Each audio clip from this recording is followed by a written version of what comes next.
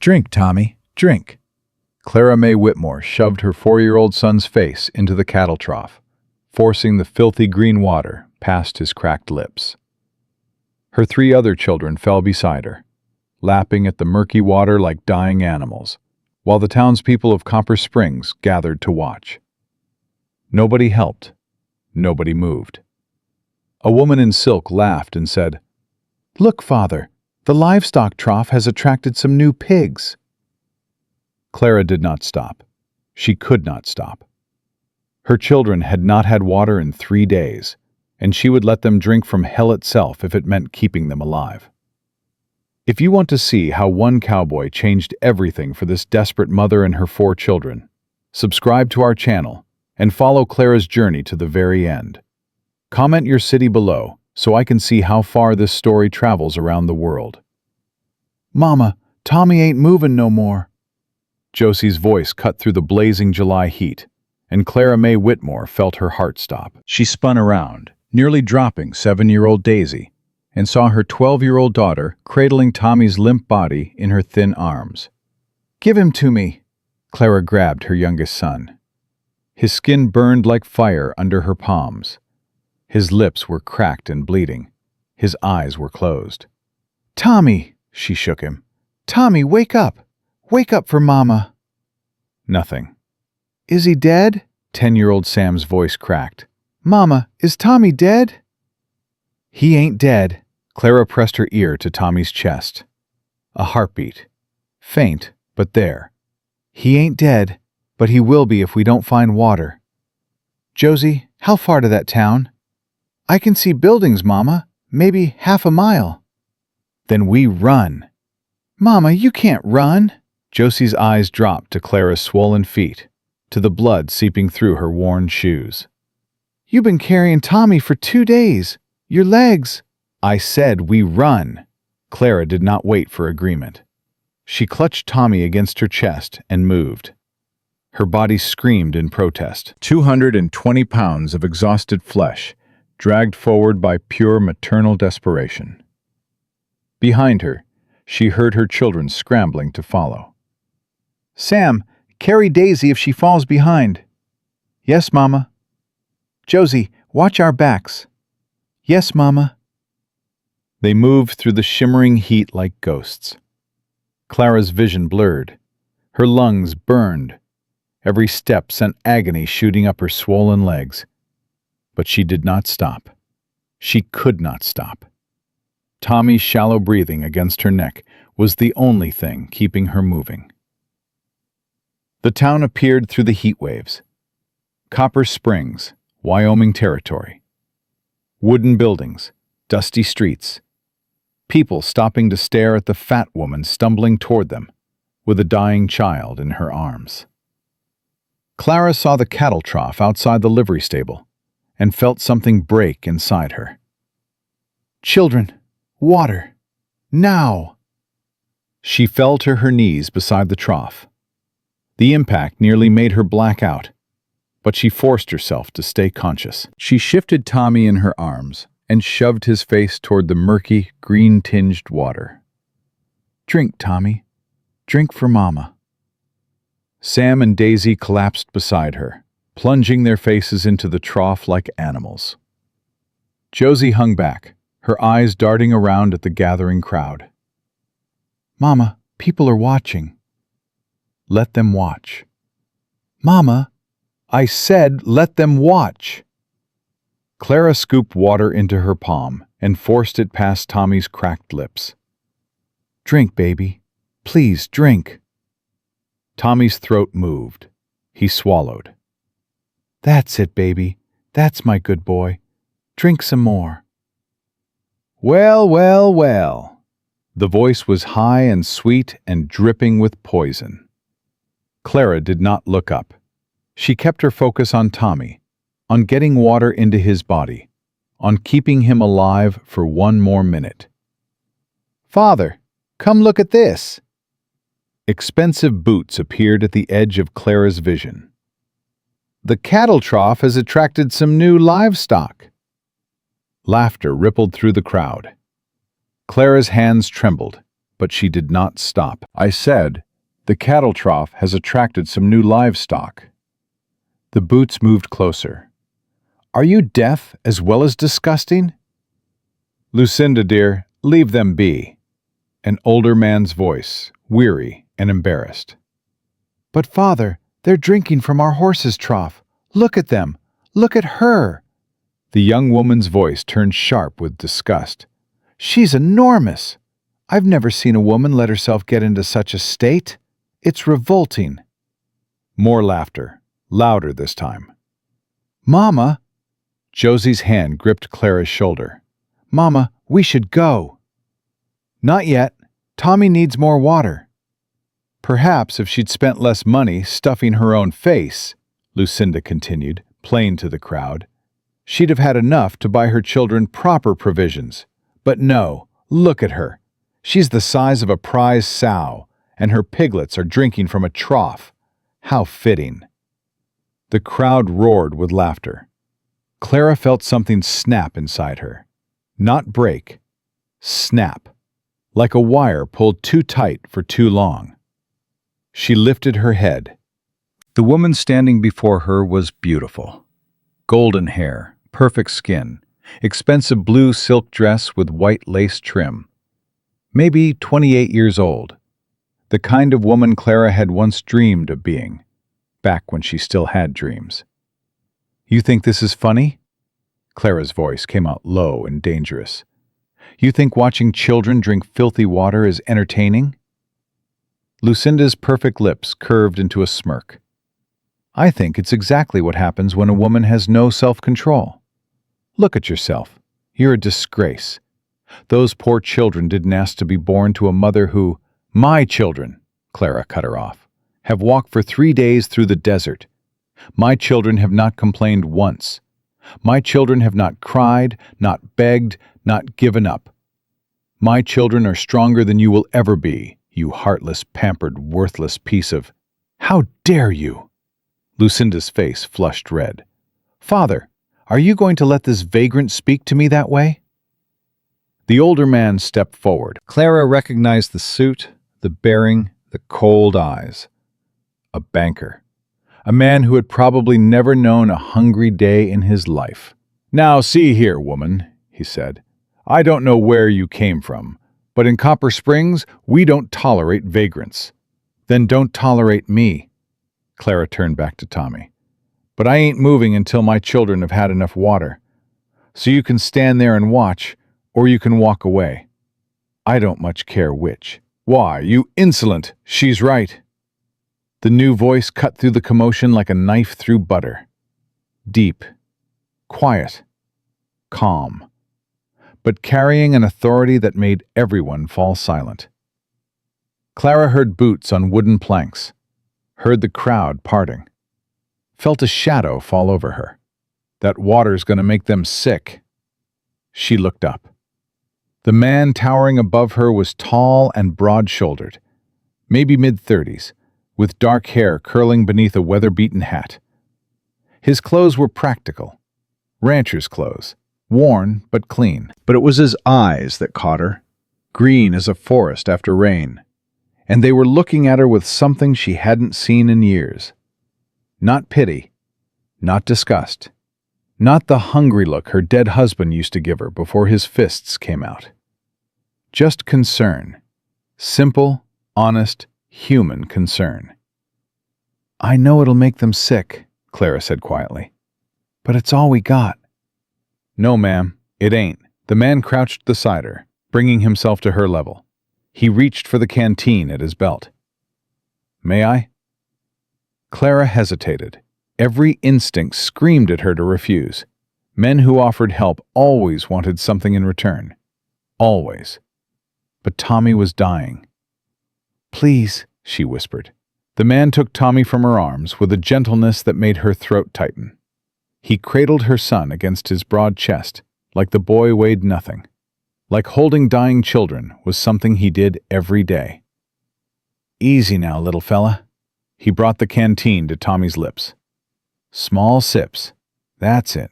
You're doing just fine." Tommy's eyes fluttered open. "Mama?" Clara sobbed. She couldn't help it.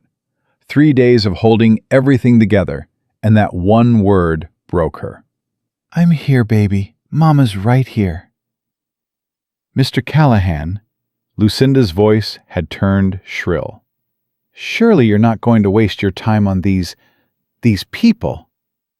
"These people," the man said, without looking up, "are a mother and her children who need help. And my name's Caleb, Miss Hargrove. We ain't close enough for you to be calling me Mr. Callahan." Someone in the crowd snickered. Lucinda's face went purple. "Caleb, then." She forced sweetness back into her voice. "Think about what people will say. A man of your standing helping a woman like—" She gestured at Clara. "Well, just look at her." Caleb looked. His green eyes traveled over Clara's dirty dress, her swollen feet, her large body, her tear-streaked face. Clara braced herself for the disgust she knew was coming. "I'm looking," Caleb said quietly. "I see a woman who carried a sick child through the desert for God knows how many miles. I see a mother who'd rather die than let her children suffer. I see more courage and strength in this woman's little finger than I've seen in this whole town put together." He stood, Tommy still cradled in his arms, and faced Lucinda directly. "What do you see, Miss Hargrove? When you look at her, what do you see?" Lucinda sputtered. "I see a fat, disgusting vagrant who—" "Then you're blind." Caleb's voice went cold. "And I feel sorry for you. Because a woman who can't see past the outside of a person ain't ever gonna find anything real on the inside." He turned back to Clara and offered his free hand. "Can you stand, ma'am?" Clara stared at his calloused palm. "I don't understand. Why are you helping us?" "Because someone helped me once when I needed it." He kept his hand extended.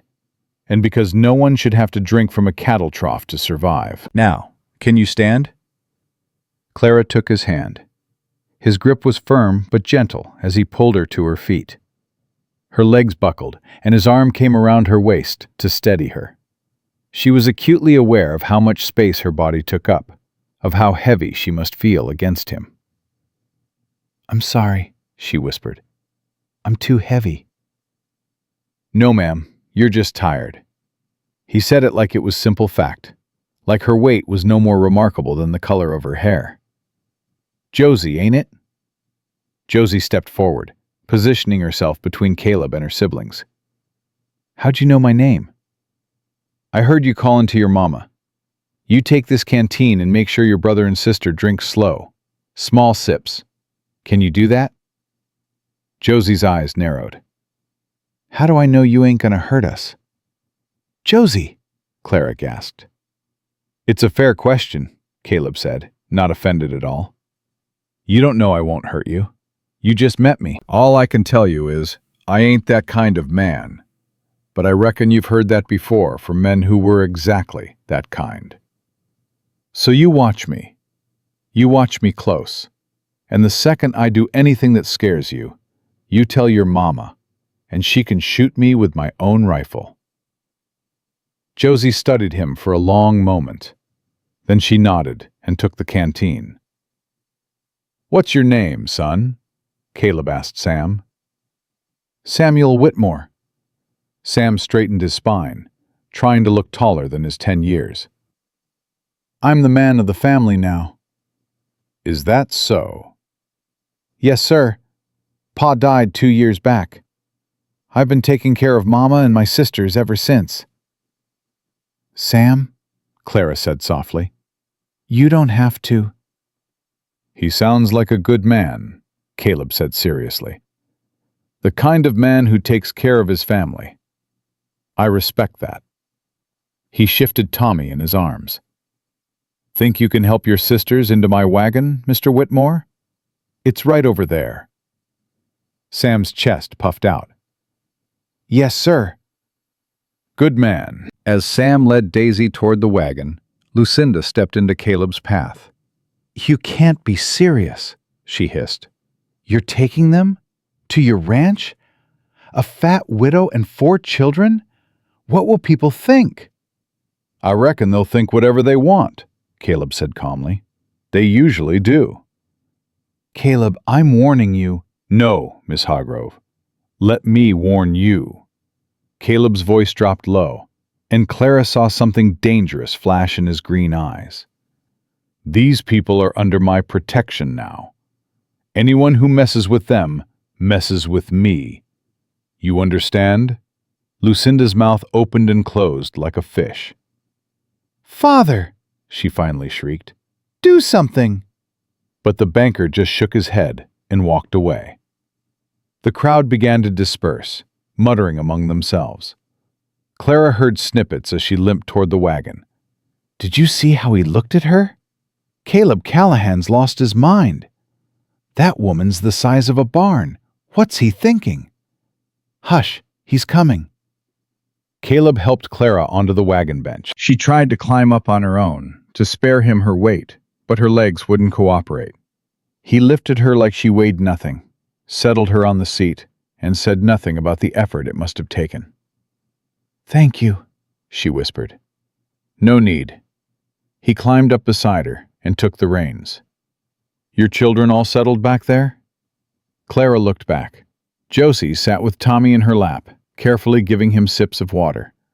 Sam had his arm around Daisy, who was already half asleep against his shoulder. They're settled. Good. Caleb clicked his tongue, and the horses started moving. Ranch is about 7 miles out. We'll be there before dark. They rode in silence for a few minutes. Clara could still feel the eyes of the townspeople on her back as they rolled out of Copper Springs. That woman, she finally said. Miss Hargrove. She'll cause trouble for you. Lucinda's been causing trouble for me since her daddy decided I'd make a good son-in-law. Caleb kept his eyes on the road. Nothing new. Why'd you turn her down? She's beautiful. Caleb glanced at her. You think beautiful's the only thing that matters? Most men do. I ain't most men. He was quiet for a moment. My wife was beautiful. Hair like sunshine, eyes like the summer sky. Everyone said I was the luckiest man in Wyoming. Clara's heart clenched. Your wife? Elizabeth. She passed 3 years ago. His jaw tightened. Complications with the baby. Lost them both. I'm so sorry. Me too. He shook himself slightly. Point is, I learned something from losing her. Beautiful fades. What matters is what's underneath. Kindness. Courage. The way a person treats folks who can't do nothing for them. He looked at Clara directly. You showed more of that in 5 minutes at that cattle trough than Lucinda Hargrove's shown in her whole life. Clara didn't know what to say. No one had ever talked to her like this. Like her size didn't matter. Like she was worth something beyond what she looked like. Mr. Callahan. Caleb. Caleb, I need to understand what you want from us. From me. He pulled the wagon to a stop and turned to face her fully. I'm going to be straight with you, Mrs. Whitmore. My ranch is falling apart. Since my sister got married and moved away, I've been doing everything myself. The cooking, the cleaning, the livestock, the repairs. I can't keep up. I need help. You want a housekeeper? I want someone to make that house a home again. Someone who can cook and clean and keep things running while I focus on the ranch work. He met her eyes. I'm offering you a job. Room and board for you and your children, plus $15 a month. The kids can go to school in town when term starts. If you don't like the arrangement after a month, I'll pay your way to wherever you want to go. Clara's head spun. That's it? Just a job? Just a job. And you don't expect... Her face burned. You won't want... Mrs. Whitmore. Caleb's voice was firm. You'll have your own room with a lock on the door. I will never enter without permission. I will never touch you or your children in any way that ain't wanted. If I break that promise, I expect you to shoot me where I stand." "Why?" Clara's voice cracked. "Why would you do this for strangers? For a fat widow with 4 children? You could have any woman in that town. Why us?" Caleb was quiet for a long moment. When he spoke, his voice was soft. "When I look at you, Mrs. Whitmore, I don't see a fat widow. I see a mother who'd walk through hell for her children. I see a woman who's been beaten down by life, but refuses to stay down. I see strength, real strength, the kind you can't fake." He picked up the reins again. "And I reckon that's worth more than all the beauty in the world." They rode on. Clara sat in stunned silence, trying to process what was happening. 3 days ago, she'd been sleeping in a ditch, rationing the last of their water, wondering if she'd have to watch her children die one by one. Now she was riding toward a ranch with a man who looked at her like she was worth something. "Mama?" Clara turned. Josie had moved closer to the front of the wagon bed. "What is it, sweetheart?" "I don't trust him." Josie's voice was barely a whisper. "He seems nice, but Pa seemed nice too, at first." Clara's heart ached. Her daughter was 12 years old and already knew that nice could be a mask for something terrible. "I know, baby. I don't fully trust him either." "Then why are we going with him?" "Because Tommy needs a roof over his head and food in his belly. Because your brother and sister are exhausted. Because—" Clara's voice broke. "Because I don't have any other choice." Josie was quiet for a moment. Then she said, "If he hurts you, Mama, I'll kill him." "Josie, I mean it. I don't care if I'm just a girl. I'll find a way."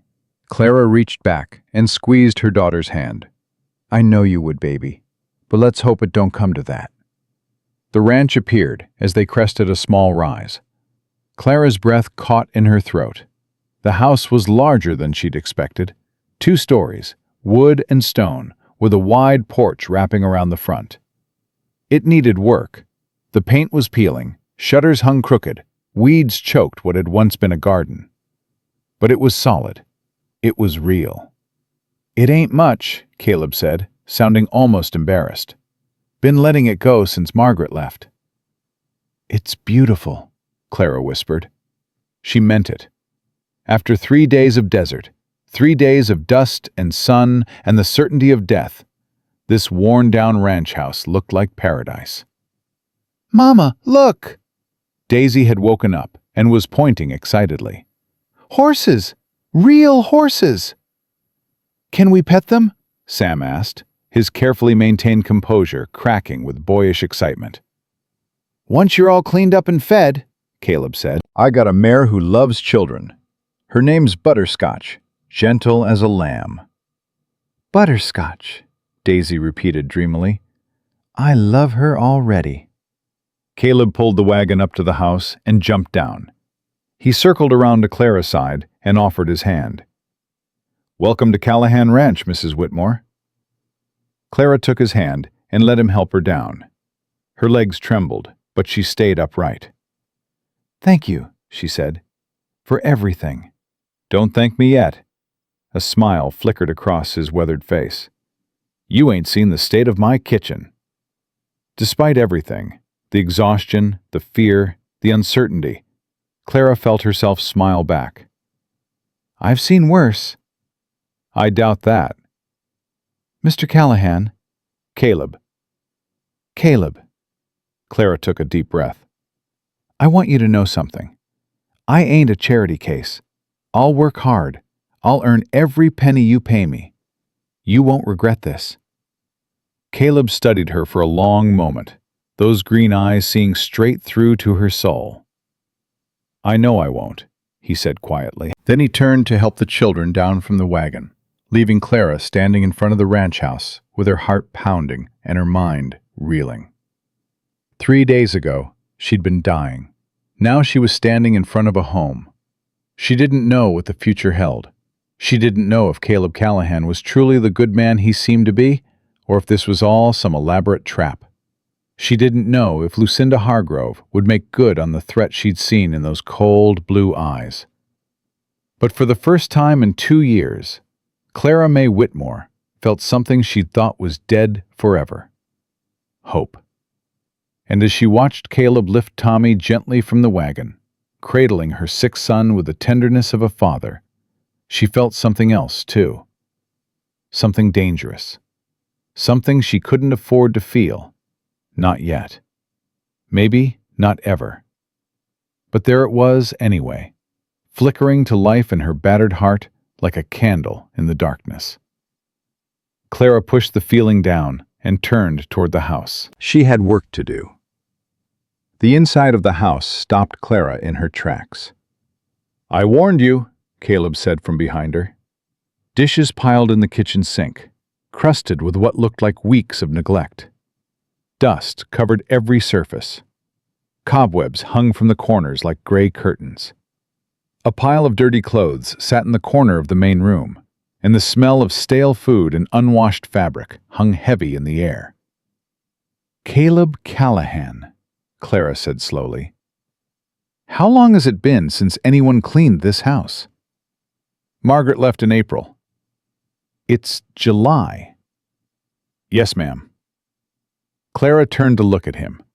He had the decency to look embarrassed, shifting his weight from one foot to the other like a schoolboy caught misbehaving. 3 months, Clara said. "You've been living like this for 3 months." "I've been busy with the ranch." "Busy," Clara shook her head. "Lord have mercy." "Mama," Daisy tugged at her skirt, "it smells bad in here." "I know, baby." "Are we going to live here?" "We are," Clara squared her shoulders. "And it ain't going to smell bad for long. Josie, find me some rags and a bucket. Sam, start hauling water from the pump. Daisy, you're in charge of keeping Tommy comfortable while the rest of us work." "Mrs. Whitmore," Caleb stepped forward, "you just walked 3 days through the desert. You don't need to start cleaning tonight." "Mr. Callahan." "Caleb." "Caleb." Clara met his eyes. "I ain't sleeping in filth, and neither are my children. Now you can help, or you can get out of my way. But I'm cleaning this kitchen before anyone lays their head down tonight."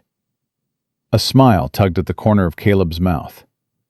"Yes, ma'am." They worked until well past dark. Clara scrubbed the kitchen while Caleb hauled bucket after bucket of water from the pump. Josie washed dishes with a determination that made Clara proud. Sam swept floors and carried out trash. Even Daisy helped, dusting surfaces with a rag while humming to herself. Tommy slept on a blanket in the corner, his fever finally breaking, thanks to the clean water and the cool cloth Clara kept pressed to his forehead. "He's going to be all right," Caleb said, crouching beside the sleeping boy. "He's a tough little fella." "He gets it from his mama," Josie said. Caleb looked up at the girl. "I don't doubt that." By midnight, the kitchen was clean enough to satisfy Clara's standards. Not perfect, but livable. She stood in the center of the room, hands on her hips, surveying their work. "It'll do for tonight," she said. "Tomorrow, I'll tackle the rest." "Mrs. Whitmore?" Caleb appeared in the doorway. "The children's room is ready. 2 beds. The girls can share one, the boys the other. Your room is across the hall. It was Margaret's." "What about you?" "I sleep upstairs." He paused. "Far away from your room, like I promised." Clara felt her cheeks warm. "I didn't mean—" "I know." He gave her a small smile. "But I want you to feel safe here, all of you." She didn't know what to say to that. No man had ever worried about making her feel safe. Her husband certainly hadn't. He'd been more interested in making her feel small and scared and worthless. "Thank you," she finally managed. "Get some sleep, Mrs. Whitmore. You've earned it." Clara gathered her children and led them to their rooms. The beds were simple, but clean. Caleb must have put fresh sheets on while she was cleaning the kitchen. Daisy and Josie curled up together in one bed, Sam and Tommy in the other. Mama? Sam's voice was sleepy but worried. You think we're going to be okay here? Clara sat on the edge of his bed and smoothed his hair back from his forehead. I think we might be, baby. For the first time in a long time, I think we might be. I like him, Daisy murmured from the other bed. Mr. Caleb. He has kind eyes. He does, Clara admitted. I still don't trust him, Josie said. That's okay. Clara stood and moved to the doorway. Trust takes time. Now sleep, all of you. We got a lot of work to do tomorrow. She crossed the hall to her own room and closed the door. There was a lock, just like Caleb had promised. She turned it, heard the click, and felt something loosen in her chest. Safe. For now, at least, they were safe. Clara fell asleep the moment her head touched the pillow. She woke to the smell of bacon. For a moment, she didn't know where she was. The bed was too soft, the room too quiet, the air too clean. Then memory rushed back, and she sat up so fast her head spun. The children. She threw open her door and nearly collided with Josie in the hallway. Mama! Josie grabbed her arm. It's okay. We're okay. Mr. Caleb's making breakfast. He's what? Making breakfast. He told me to let you sleep. Josie's voice was suspicious. I've been watching him. Clara followed her daughter to the kitchen. Caleb stood at the stove, flipping bacon in a cast-iron skillet. Sam and Daisy sat at the table, eyes wide as they watched him work. Tommy sat in Daisy's lap, looking pale but alert, better than he had in days. "Morning, Mrs. Whitmore." Caleb didn't turn around. "Coffee's ready. Biscuits should be done in a few minutes." You made biscuits? Don't get too excited. They ain't as good as my sister's. Clara sat down heavily at the table. I should be the one cooking. That's what you're paying me for. I'm paying you to take care of this house and these children. Cooking one breakfast ain't gonna break the bank. He finally turned, and Clara saw the exhaustion in his eyes. Besides, I was up early anyway. Couldn't sleep. Why not? Caleb shrugged. Lot on my mind. He served the bacon and biscuits without ceremony, piling the children's plates high.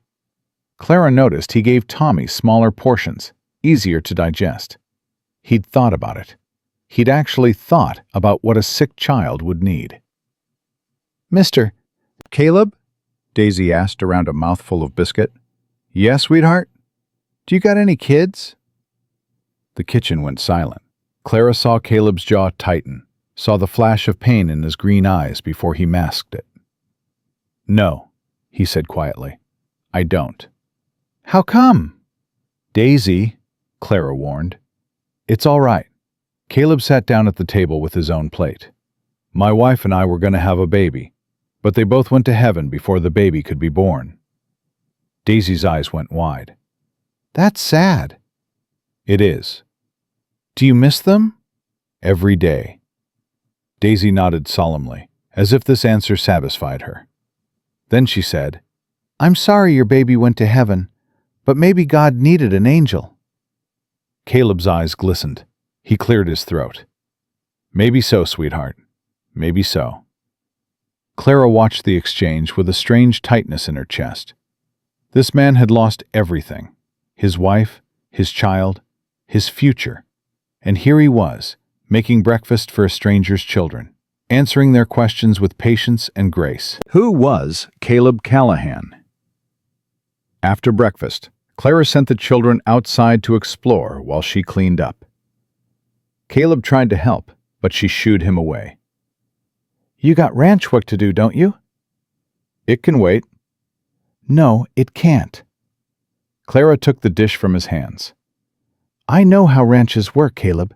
You miss a day, you fall behind. You fall behind, you lose money. You lose money, you lose the ranch." He studied her. "You know a lot about ranching for a woman from back east." "I didn't say I was from back east." "Your accent says it for you." Clara scrubbed at a stubborn spot on the plate. "I was born in Virginia. Moved to Kansas when I was 15. Married Elmer Whitmore when I was 18. "What happened to him?" Died in a bar fight 2 years ago." She didn't look up. "Got drunk, insulted the wrong man, took a knife to the gut. Bled out before anyone could fetch a doctor." "I'm sorry." Clara laughed, but there was no humor in it. "Don't be." He was a mean drunk and a meaner husband. The only good things he ever gave me were those 4 children out there. Caleb was quiet for a moment. Then he said, "Is that why you were in the desert? Running from his family?" Clara's hands stilled in the dishwater. "How'd you know?" "I didn't. But a widow with 4 children don't end up drinking from a cattle trough unless she's running from something." "His family kicked you out?" "His mother." Clara resumed scrubbing. "She never liked me. Said I was too fat, too plain, too common for her precious son. When Elmer died, she gave me a week to clear out. Said she wasn't going to feed 4 extra mouths, especially not mouths attached to a woman who'd let herself go like I had." "Let herself go." Caleb's voice was tight with anger. "You had 4 children. That don't matter to people like her."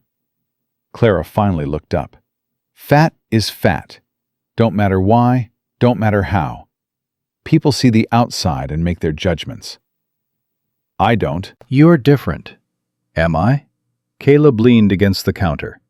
"Or maybe I just see what's actually there instead of what people tell me to see." Clara didn't know how to respond to that. She turned back to the dishes.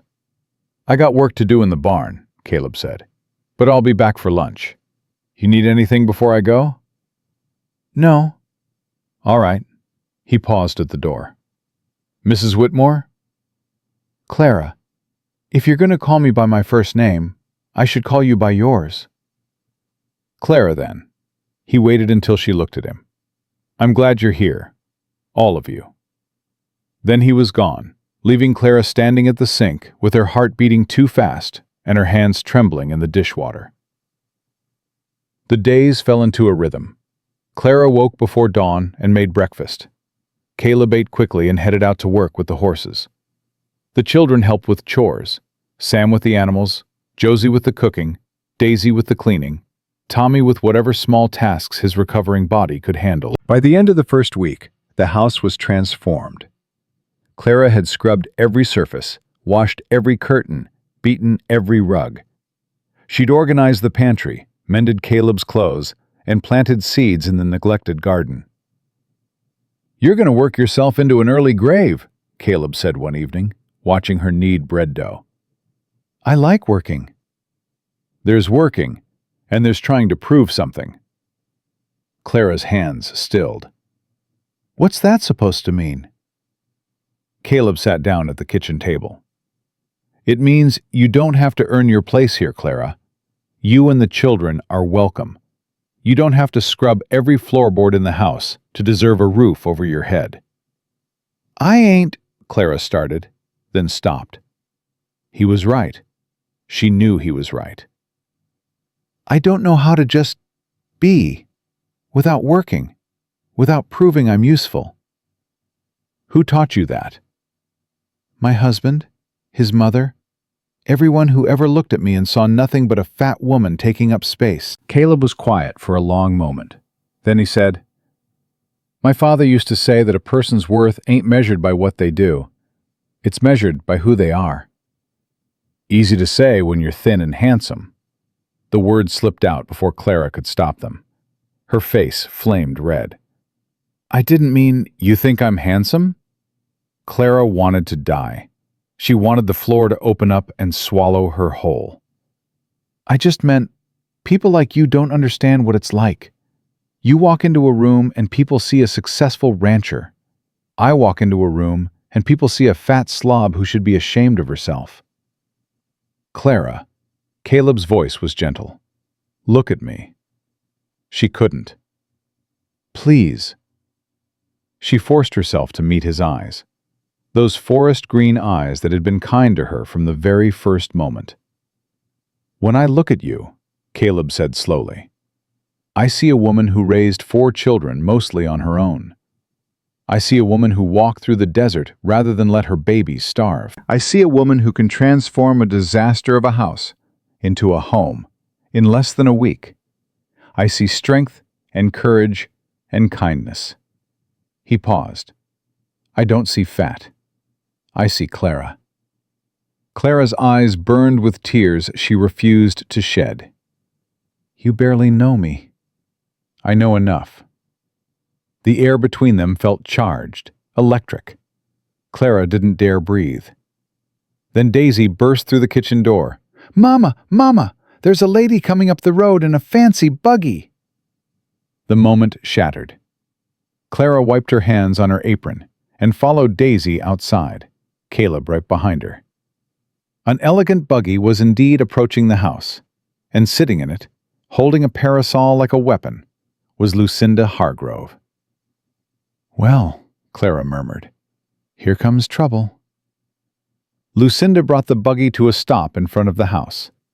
She looked at Clara, at the children gathered on the porch, at Caleb standing behind them, and her perfect lips curved into a smile that didn't reach her cold blue eyes.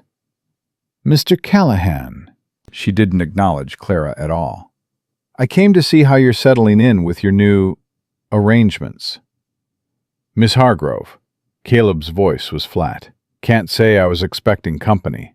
I'm not company, Caleb. I'm a concerned neighbor. Lucinda climbed down from the buggy, her silk dress rustling. People in town are talking, you know. A bachelor living alone with a widow woman and her 4 children? It's quite the scandal. Let them talk. I'm trying to help you. Lucinda moved closer, her eyes flicking to Clara with undisguised contempt. Before your reputation is ruined forever. Send them away, Caleb. I can find them a place in town. The poorhouse takes charity cases, I believe. The poorhouse. Caleb's voice went dangerously quiet. You want me to send 4 children to the poorhouse. I want you to think about your future. Lucinda reached out and touched his arm. Our future. Your ranch combined with my father's land would be the biggest operation in the territory. We could build an empire, Caleb. But not if you're saddled with, she glanced at Clara, baggage. Clara felt her children tense around her. Josie's hand found hers and squeezed tight. Miss Hargrove. Caleb removed her hand from his arm. I'm going to say this once, and I want you to listen real careful. Mrs. Whitmore and her children ain't going anywhere. They're part of this ranch now. Part of this family. Family? Lucinda laughed. She's your housekeeper. She's whatever she wants to be. Caleb stepped forward, putting himself between Lucinda and Clara. And you ain't welcome here. Not today. Not ever. Lucinda's face went purple with rage. You'll regret this, Caleb Callahan. I'll make sure of it. I reckon I'll take my chances. Lucinda spun on her heel and marched back to her buggy. She climbed up, grabbed the reins, and turned to deliver one final barb. Enjoy your fat widow while you can, she spat. When you come crawling back to me, and you will, I might not be so forgiving. The buggy clattered away in a cloud of dust. Clara let out a breath she didn't know she'd been holding. I'm sorry. I've brought nothing but trouble to your doorstep. Caleb turned to face her. Clara. She's right. People are talking. Your reputation. Clara. He took her hands in his. I don't care what people say. I don't care about Lucinda Hargrove, or her father's land, or what the whole damn territory thinks. I care about you. Clara's heart stopped. What? Caleb seemed to realize what he'd said. He released her hands and stepped back, running his fingers through his hair. I mean, I care about all of you. You and the children. You're good people, and you deserve better than what life's given you. And He stopped. I should check on the horses. He was gone before Clara could respond, striding toward the barn like the devil himself was chasing him. Mama? Josie's voice was soft. Did Mr. Caleb just say he cares about you? Hush, Josie. Because I think he did. I said hush. But as Clara watched Caleb disappear into the barn, she couldn't stop the warmth spreading through her chest. He cared about her.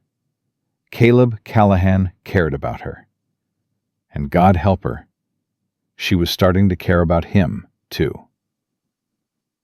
3 weeks passed, and Clara couldn't stop thinking about what Caleb had said.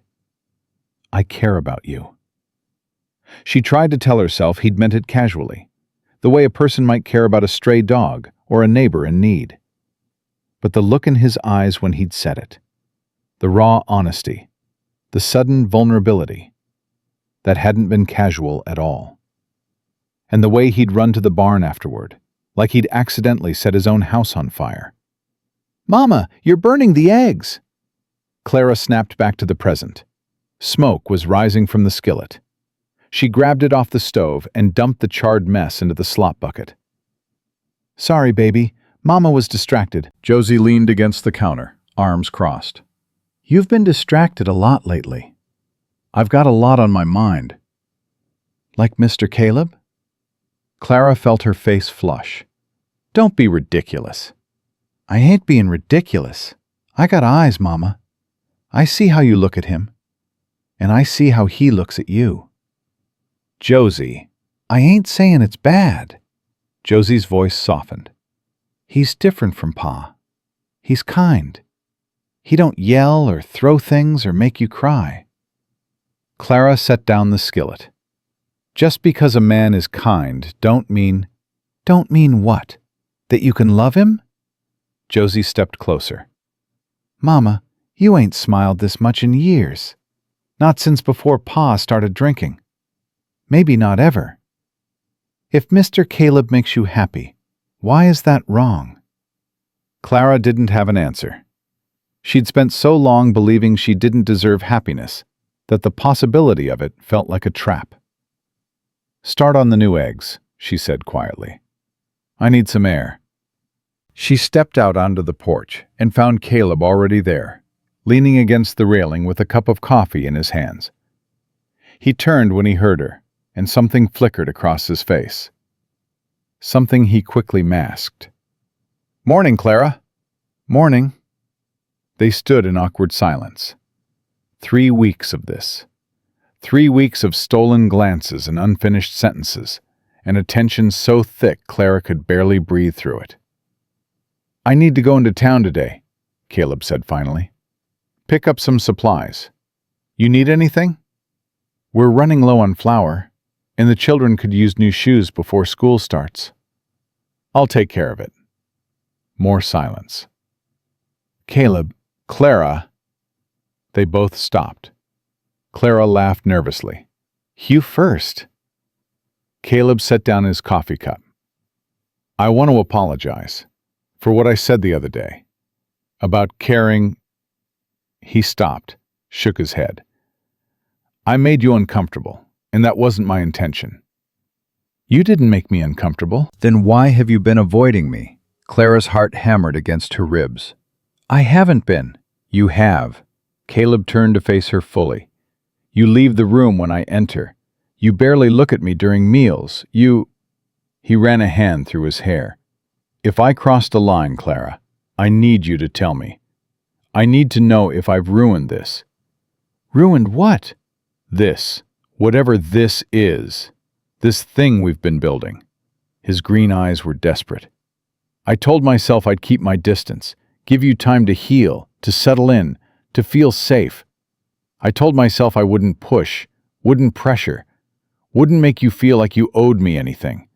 But Clara, he stepped closer, close enough that she could smell the coffee on his breath, the hay on his clothes, the soap he'd used that morning. I can't stop thinking about you. I try to focus on the horses, and I see your face. I try to sleep, and I hear your laugh. I sit down to eat, and all I can think about is how you've made this house feel like a home again. Clara's breath caught. Caleb, I know I ain't got the right to feel this way. You've been here less than a month. You're still healing from what your husband put you through. You got 4 children to think about, and the last thing you need is some lonely cowboy making things complicated. You're not making things complicated. Then what am I doing? Because from where I'm standing, I'm falling for a woman who deserves so much better than anything I can offer. And I don't know how to stop. Clara's heart stopped. Falling for me? Caleb laughed, but there was no humor in it. Did you think I didn't notice? The way my heart speeds up when you walk into a room? The way I find excuses to be near you? The way I lay awake at night, wondering what it would feel like to hold you? You don't mean that. I mean every word. No. Clara shook her head. You don't know what you're saying. Look at me, Caleb. Really look at me. I'm not some pretty young thing. I'm a fat, worn-out widow with 4 children and nothing to offer but calloused hands and a broken heart. Clara, I've seen myself in the mirror. I know what I am, and I know what you could have. Women like Lucinda Hargrove, beautiful and wealthy, and I don't want Lucinda Hargrove. Caleb's voice was fierce. I don't want beautiful and wealthy. I want real. I want someone who makes me laugh and challenges me and cares about things that matter. I want someone who would walk through fire for the people she loves. He cupped her face in his calloused hands. I want you, Clara. All of you. Every curve, every scar, every imperfection. I want you. Tears spilled down Clara's cheeks. Why? Why would you want me when you could have anyone? Because you're the first person in 3 years who's made me feel alive. His thumbs wiped her tears away. Because when I look at you, I don't see fat or thin or any of that nonsense. I see Clara. The woman who saved her children when anyone else would have given up. The woman who transformed my disaster of a house into a home. The woman who makes my heart beat faster every time she smiles. Caleb, tell me you don't feel it too. Tell me I'm imagining the way you look at me sometimes. Tell me to stop, and I'll stop. I'll bury these feelings so deep they'll never see daylight again. But if there's even a chance... Clara kissed him. She didn't plan it. One moment she was listening to him pour out his heart, and the next her hands were fisted in his shirt, and her lips were pressed against his, and nothing else in the world mattered. Caleb froze for half a heartbeat. Then his arms came around her, pulling her close, and he kissed her back, with 3 years of loneliness and longing. Mama! They sprang apart. Daisy stood in the doorway, her eyes wide as saucers. Daisy! Clara's face burned. Baby, I can explain. Were you kissing Mr. Caleb? We... Daisy's face split into a grin. I knew it! I knew it! Sam! Josie!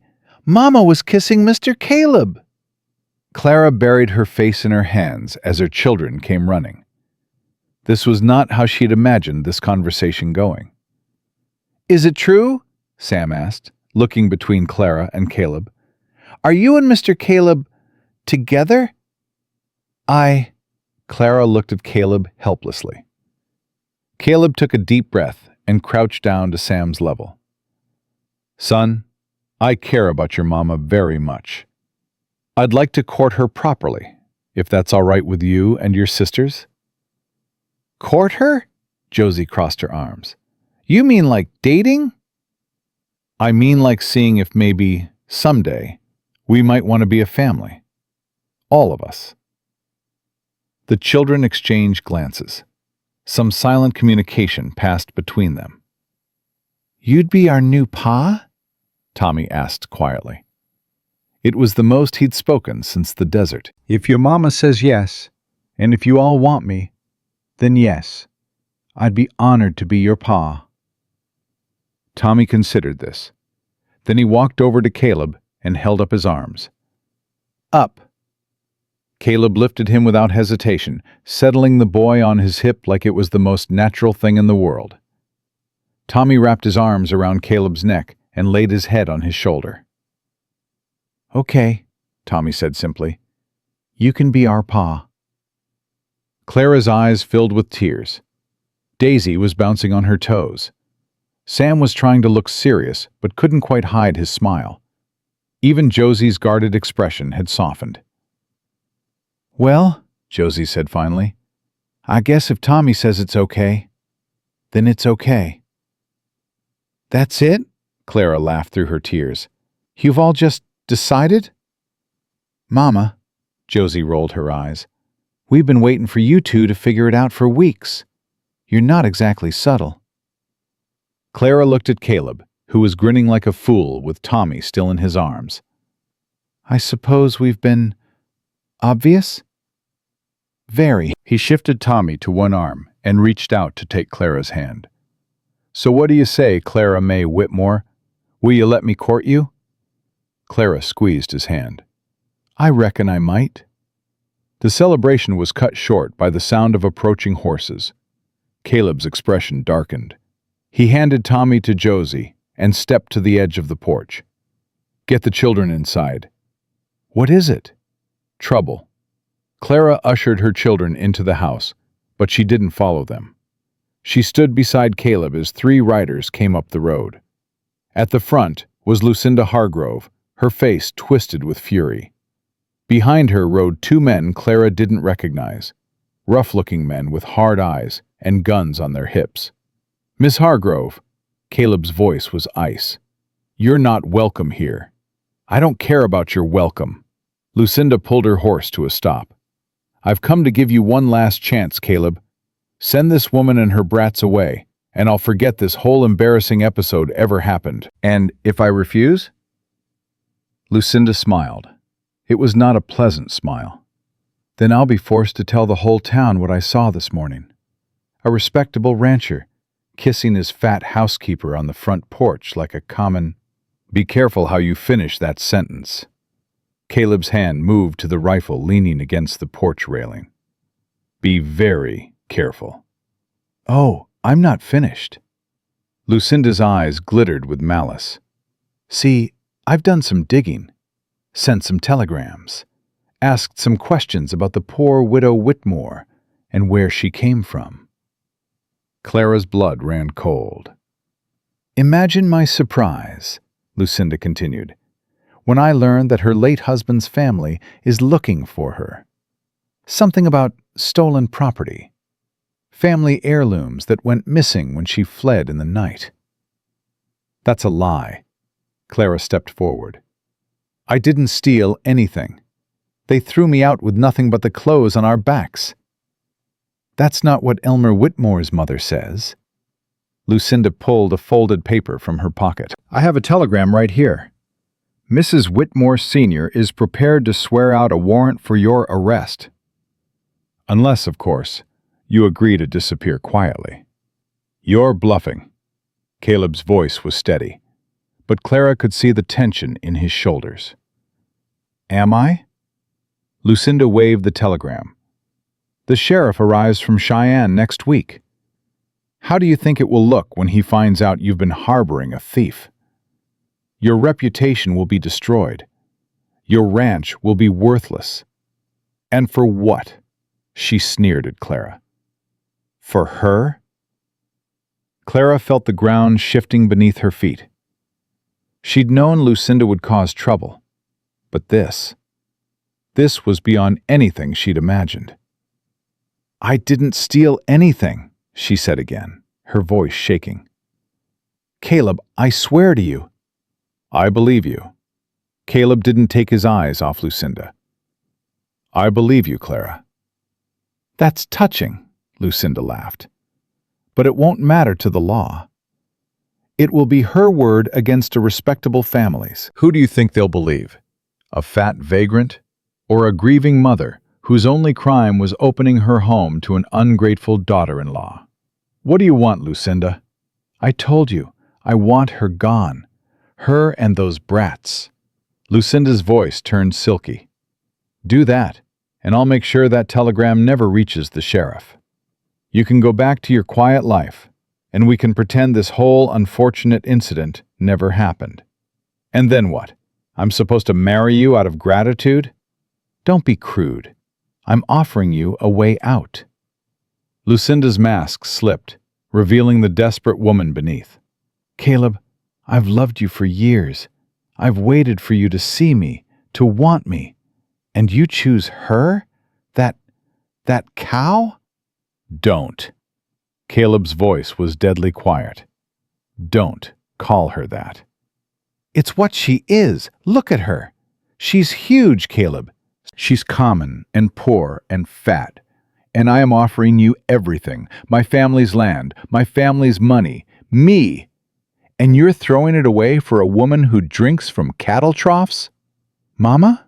Clara spun around. Josie stood in the doorway, her face pale. Behind her, Sam and Daisy huddled together, and Tommy was crying. Take your brother and sisters to the back room, Clara said quietly. Close the door and don't come out until I come get you. But Mama! Now, Josie. Josie gathered her siblings and disappeared into the house. Clara turned back to Lucinda. You're right. Everyone stared at her. Even the two hired men looked surprised. Clara, no, Caleb started. You're right about all of it.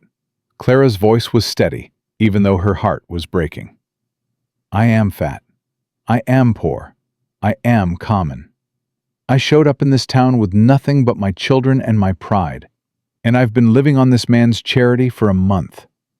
She walked down the porch steps, moving toward Lucinda's horse. But I never stole anything from that family.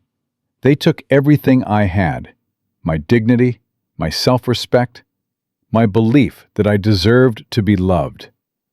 They beat me down until I barely remembered I was human. And when Elmer died, they threw me and my children out like garbage. Clara stopped beside Lucinda's horse and looked up at the beautiful woman who hated her so much. So you can send your telegrams and tell your lies and try to destroy me. You can call me fat and disgusting and worthless. You can take everything I have, because I've lost everything before and I'm still standing. She pointed at Caleb, who was watching her with something like awe on his face. But that man? He saw me at my lowest. He saw me on my knees, shoving dirty water into my dying son's mouth, surrounded by people who laughed at my pain. And he helped me.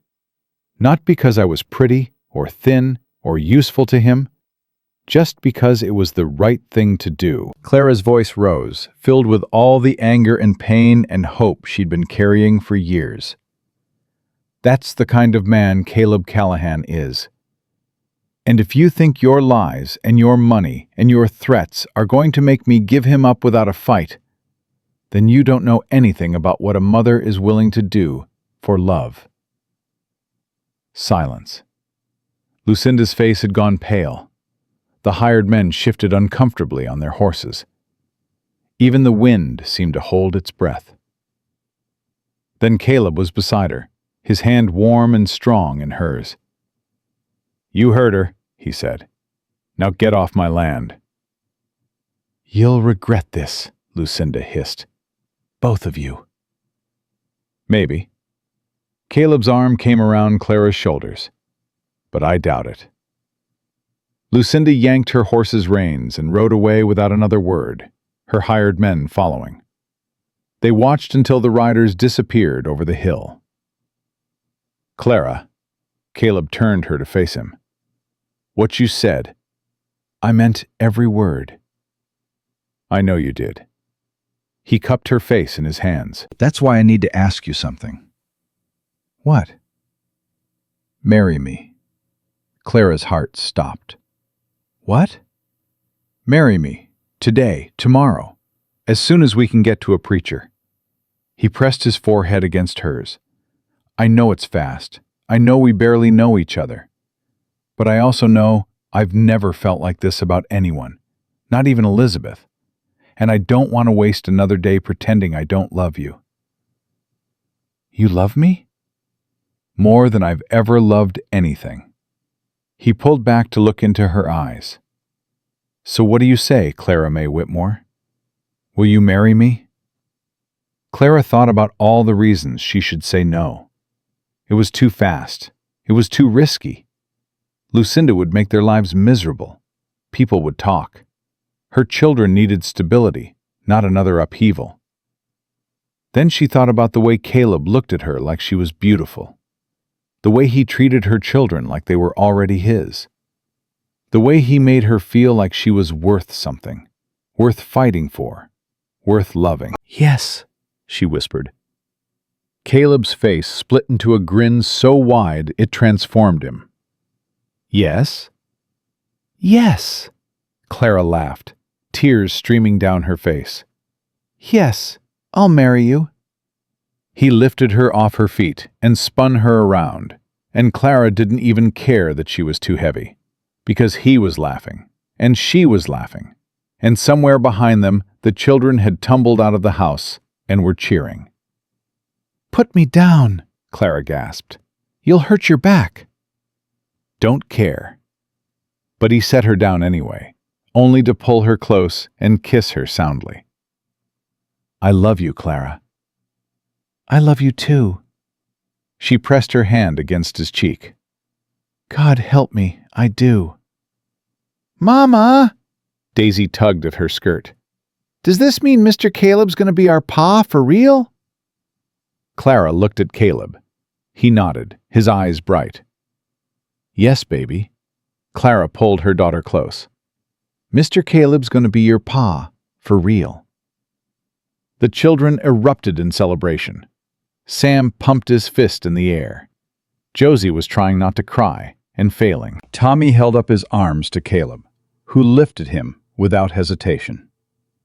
"Pa," Tommy said, testing the word. "That's right, son." Caleb's voice was thick. "Pa." And standing there, in the yard of Callahan Ranch, surrounded by her children and the man who loved her, Clara May Whitmore finally let herself believe that maybe, just maybe, she deserved to be happy after all. The wedding took place 3 days later in the small church in Copper Springs, and Clara had never been more terrified in her life. "Mama, stop fidgeting." Josie stood behind her, fastening the buttons on Clara's dress. It was new, ordered special from the general store. A simple cream-colored cotton with lace at the collar and cuffs. Nothing fancy, but the nicest thing Clara had worn in years. "I ain't fidgeting." "You are. You've buttoned and unbuttoned your sleeve 4 times. Clara looked down at her hands. They were shaking. What if I'm making a mistake, Josie? What if this is all happening too fast? Josie came around to face her mother. At 12 years old, she had an old soul's wisdom in her eyes. "Do you love him?" "Yes." "Does he love you?" "He says he does." "Do you believe him?" Clara thought about the way Caleb looked at her, the way he touched her like she was precious, the way he'd stood beside her against Lucinda without a moment's hesitation. "Yes," she whispered. "I believe him." "Then what's the problem?" "The problem is, I don't understand it." Clara's voice cracked. "I don't understand why a man like him would want a woman like me.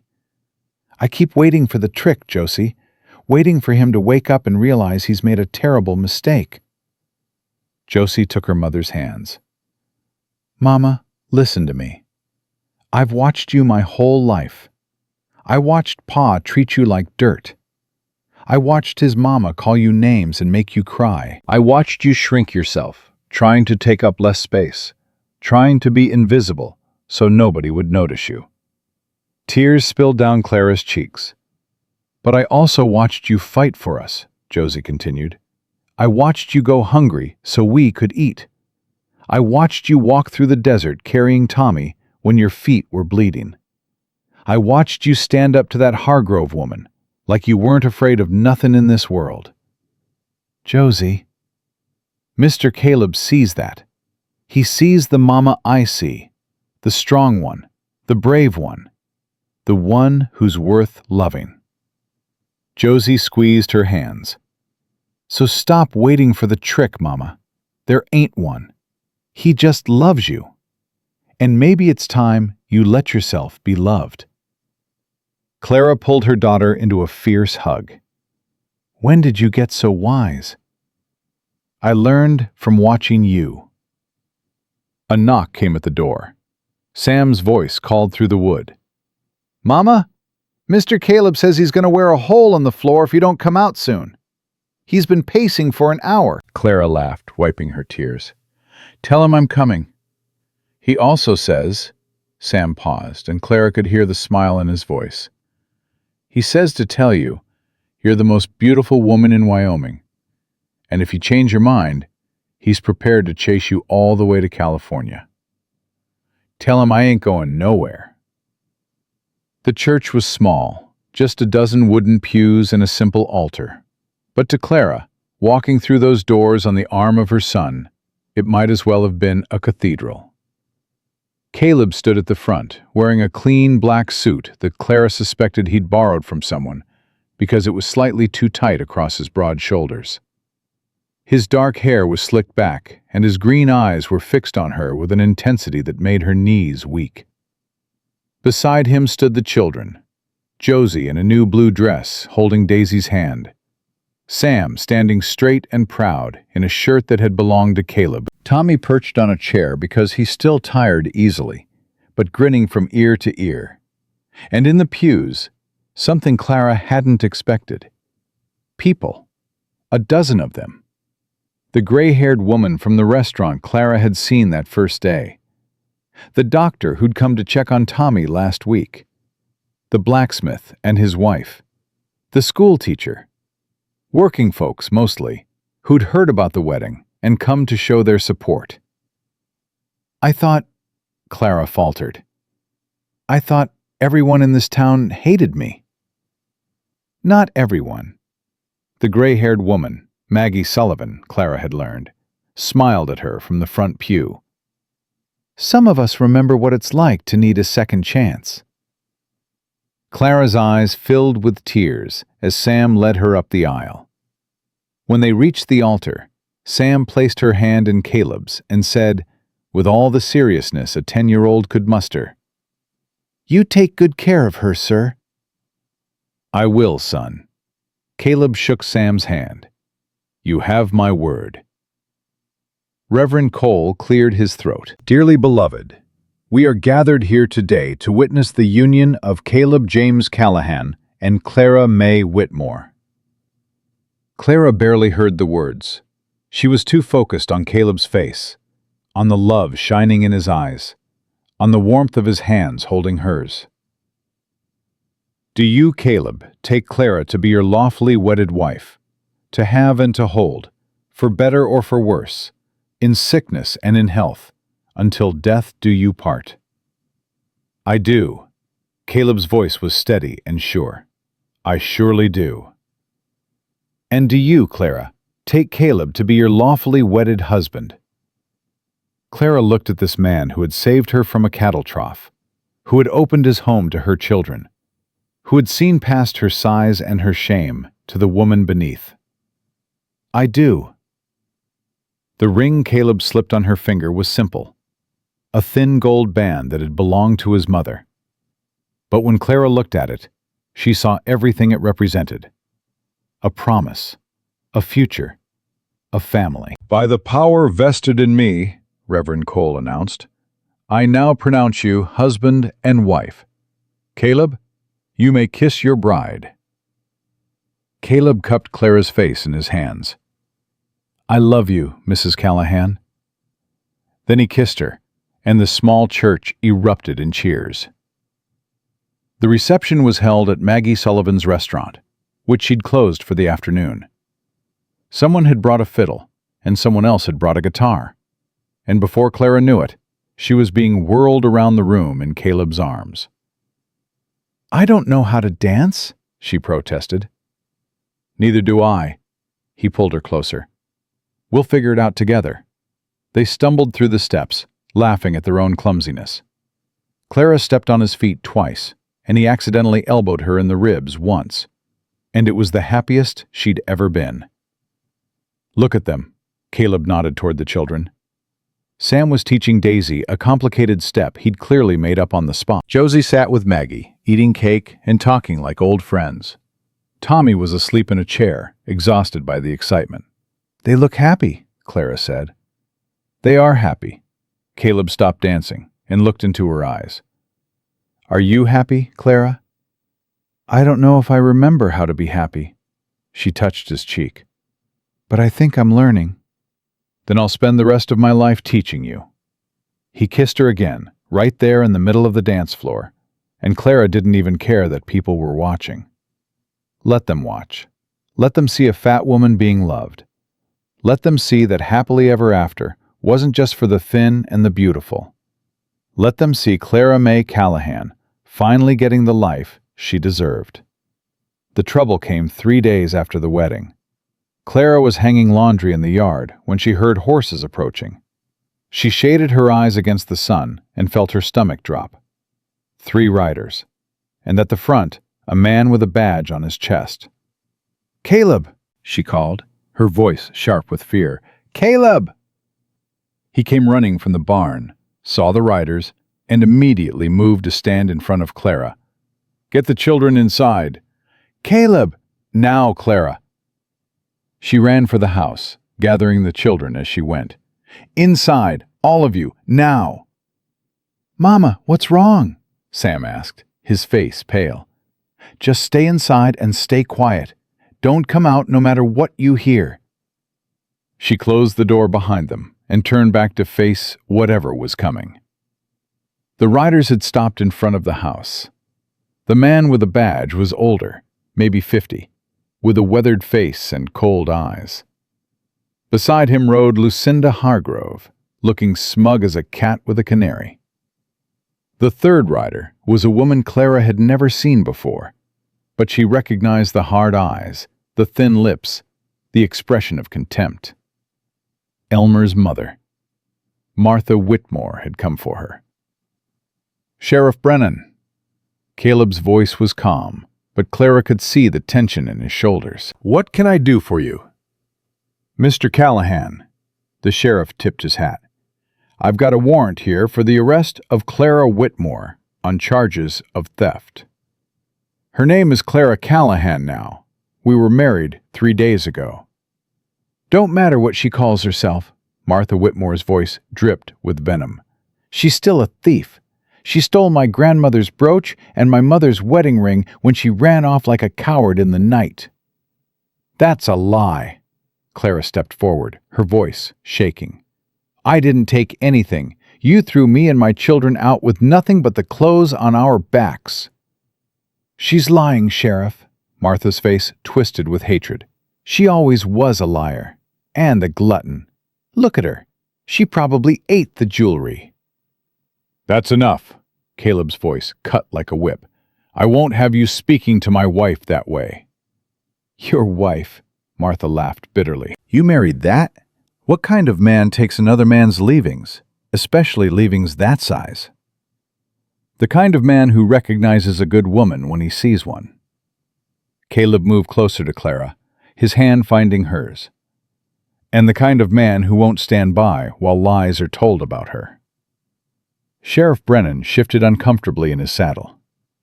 "Be that as it may, Mr. Callahan, I got a legal warrant. I'm obligated to execute it." "On what evidence?" "Mrs. Whitmore here has sworn an affidavit." "An affidavit." Caleb's voice dripped with contempt. "You mean one person's word against another. No actual evidence, no witnesses, just the word of a woman who threw her grandchildren into the street." The sheriff's jaw tightened. "I don't make the laws, Mr. Callahan. I just enforce them." "Then let me ask you something, Sheriff. Caleb stepped forward. "How much did the Hargroves pay you to come out here today?" Silence. Lucinda's face flushed red. "How dare you?" "How much?" Caleb's voice rose. "Because I know for a fact that the Whitmore family is from Kansas. That's outside your jurisdiction. You've got no authority to execute a warrant from another territory." The sheriff's face went pale. "But I'm guessing you weren't planning to let that stop you." Caleb crossed his arms. "I'm guessing Lucinda here convinced you that no one would notice, that you could drag Clara off in chains, and nobody would ask questions about some fat, vagrant woman." "Now, wait just a minute." "No, you wait." Caleb's voice was thunder. "That woman you're trying to arrest?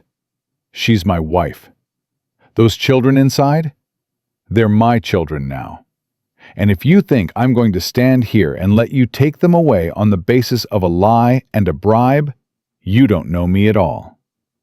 "Caleb," Clara touched his arm, "maybe I should just go with them. Sort this out." "Like hell you will."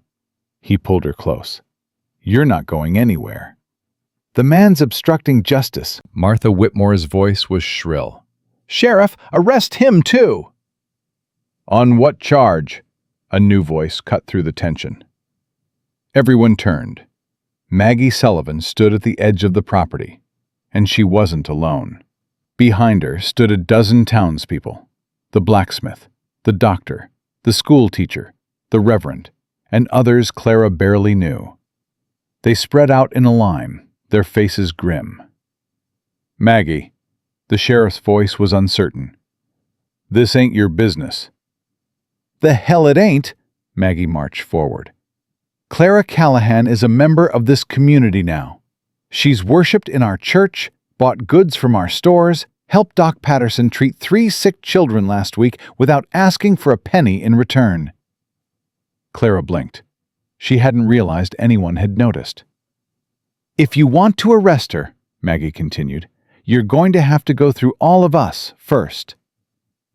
"This is ridiculous." Lucinda's voice had turned shrill. "She's a thief and a vagrant. You can't seriously be defending her." "I'm defending a woman who ain't been given a fair shake." Maggie's eyes were steel. "I've seen the way she is with those children. I've seen the way she works herself to the bone. I've seen the way Caleb Callahan looks at her like she hung the moon." She turned to the sheriff. "That ain't a thief, Tom Brennan. That's a good woman who's been through hell and deserves a chance at happiness." The sheriff looked at the crowd of townspeople, at Caleb's murderous expression, at Clara's tear-streaked face. Then he looked at Lucinda and Martha Whitmore. "Ladies," he said slowly, "I think maybe we need to reconsider this warrant." "What?" Martha's voice was a screech. "You can't be serious. She stole from me." "Did she?" The sheriff raised an eyebrow. "Because from where I'm standing, all I've got is your word. And your word seems to be at odds with the testimony of every other person here."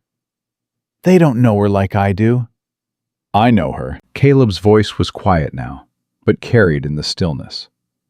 "I know she walked 3 days through the desert to save her children. I know she nearly died rather than give up on them.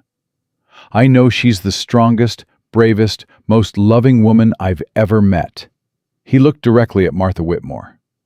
"And I know that any woman who could throw her own grandchildren into the street don't have a leg to stand on when it comes to judging others." Martha's face went purple with rage. She opened her mouth to respond, but nothing came out. "I think we're done here." The sheriff tucked the warrant back into his saddlebag. "Mrs. Whitmore, Miss Hargrove, I suggest you head back to wherever you came from. There ain't going to be any arrests today." "My father will hear about this," Lucinda hissed. "He'll ruin you." "Your father can try," the sheriff tipped his hat. "But I've been sheriff of this county for 20 years, and I ain't never arrested an innocent woman yet. I don't plan to start now." He rode away without another word. Martha Whitmore sat frozen on her horse, her face a mask of impotent fury. She looked at Clara, and for a moment Clara saw something beneath the hatred, something that looked almost like fear. "This ain't over," Martha said quietly. "You took my son from me. You took my grandchildren. You think you can just walk away and start a new life?" "Your son beat me." Clara's voice was steady now. "He drank and he gambled, and he used his fists when the whiskey made him mean. And when he died, you blamed me for surviving. He was my boy, and these are my children." Clara stepped forward. "My children, Martha, not yours. You had your chance to love them, and you threw them away like trash. So yes, I walked away. I walked through hell to give them a better life, and I found it. I found a man who loves us, a town that accepts us, a home where we belong." She drew herself up to her full height. "So you can go back to Kansas and tell everyone what a terrible person I am. You can spread your lies and nurse your hatred, but you will never, ever take my children from me again." Martha Whitmore stared at her for a long moment. Then, without a word, she turned her horse and rode away. Lucinda lingered, her beautiful face twisted with fury. "You think you've won, but you haven't. Caleb will get tired of you. They always do. And when he realizes what a mistake he's made—" "Miss Hargrove." Caleb's voice was weary. "Go home." "Caleb." "Go home. Find yourself a man who wants what you're offering, because it ain't me. It was never going to be me." Lucinda's lower lip trembled. For a moment, she looked less like a villain and more like a lonely woman who had never learned how to love without demanding something in return. Then the moment passed, and her face hardened. She rode away without another word. The crowd began to disperse, people coming forward to shake Caleb's hand and pat Clara on the shoulder. Maggie Sullivan wrapped Clara in a fierce hug. "Thank you," Clara whispered. "That's what neighbors are for." Maggie pulled back and smiled. "Now go take care of those children. They've been watching from the window this whole time." Clara turned. 4 faces were pressed against the glass. Josie's worried, Sam's fierce, Daisy's scared, Tommy's confused. She ran. She burst through the door and gathered them in her arms, holding them so tight they squeaked. "Mama, you're squishing us," Daisy complained. "I don't care." Clara kissed each of their heads. "I don't care, I don't care, I don't care." "Is the mean lady gone?" Tommy asked. "She's gone, baby. She's gone. And she ain't coming back." Caleb appeared in the doorway. Clara looked up at him. This man who had defended her, fought for her, loved her when she'd forgotten how to love herself. "Thank you," she said. For what? "For believing in me. For standing up for me. For—" her voice broke. "For everything." Caleb crossed the room and knelt beside her, wrapping his arms around his entire family. "You don't have to thank me for that, Clara. That's what husbands do." "Pa?" Tommy tugged at Caleb's sleeve. "Yeah, son? Are you going to be our pa forever?" Caleb looked at the little boy who had nearly died in the desert, at the girls who had walked for days without complaint, at the boy who had tried so hard to be a man before his time. Then he looked at Clara, at this woman who had shown him that love wasn't about perfection. "Forever," he said, "and then some." Tommy nodded seriously. "Good." He wrapped his small arms around Caleb's neck, and Caleb held him close. And Clara watched with tears streaming down her face. This was it. This was what she had been searching for her whole life without knowing it. Not just a man who loved her, but a family. A real family, built on trust and sacrifice, and the kind of love that didn't care about size or shape or what the world thought. She looked around at the faces of her children, at the man who had become their father, at the home they had built together from nothing but hope and hard work. and Clara May Callahan finally understood what it meant to belong. The first year of marriage taught Clara what it meant to be loved without conditions. She kept waiting for Caleb to change, kept waiting for the kindness to fade, for the harsh words to start, for the fists to come out when the whiskey took hold. But Caleb didn't drink whiskey. Caleb didn't raise his voice. Caleb didn't do anything except love her, day after day, in ways so small and consistent that she almost didn't notice them adding up. He brought her wildflowers from the fields. He rubbed her feet after long days of work. He told her she was beautiful when she was covered in flour from baking, when she was sweating from hauling water, when she woke up in the morning with her hair tangled and her face creased from the pillow. "You don't have to say that," she told him one morning, self-conscious as always. "Say what?" "That I'm beautiful. I know what I look like, Caleb." He set down his coffee cup and pulled her onto his lap, ignoring her protests about being too heavy. "Clara Callahan, you listen to me." His green eyes were serious. "I've seen a lot of things in my life.